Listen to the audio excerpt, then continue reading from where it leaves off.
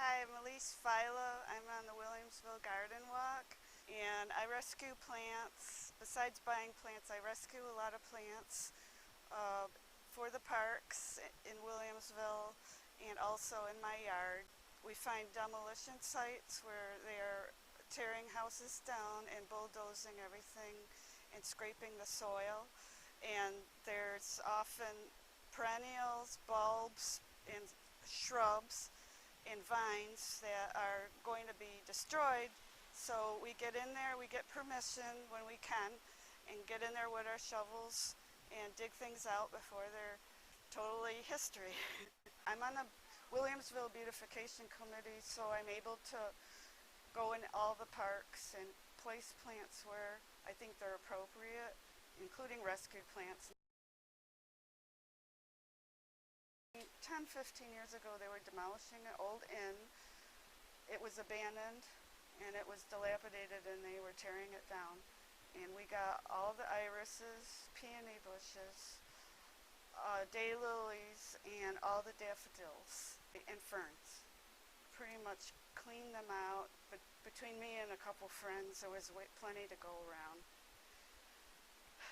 So that was probably my first major plant rescue mission. So I got permission to rescue wildflowers out in Chautauqua County, right outside of Silver Creek.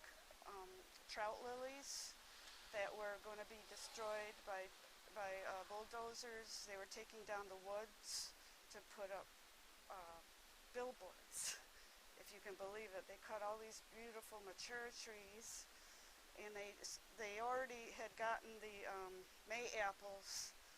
They were gone by the time I got there, but I was starting to rescue some trout lilies, and a car pulled up, and it was the owner of the property, and she said, "What are you doing?" And I said, "I'm trying to rescue some wildflowers," and she said, "Oh, go ahead, don't worry about it."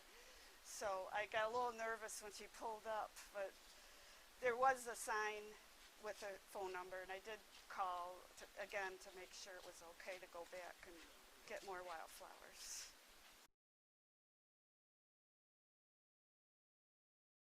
Well, sometimes you could just spot some construction crews, or I have a friend whose boyfriend is a construction worker, and he finds out ahead of time if something is going to be torn down, and we might even go look to see if there's anything, take a little walk around, and then we would try to get permission from either the construction people or the owner, because they're afraid of lawsuits.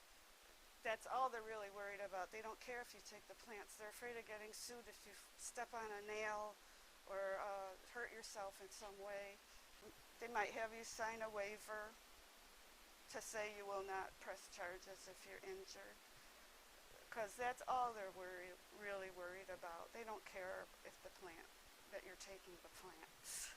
They don't want them. They're going to destroy them anyways, so they're going to get destroyed.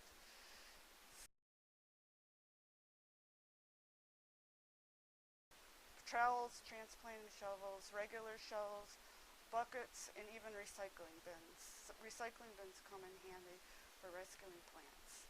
And you can see I have a green recycling bin in my neighbor's property over there filled with plants that I rescued. They're waiting to be transplanted. In back I have a rare cement statue of a Billiken, and that was like a rage of 1910 era.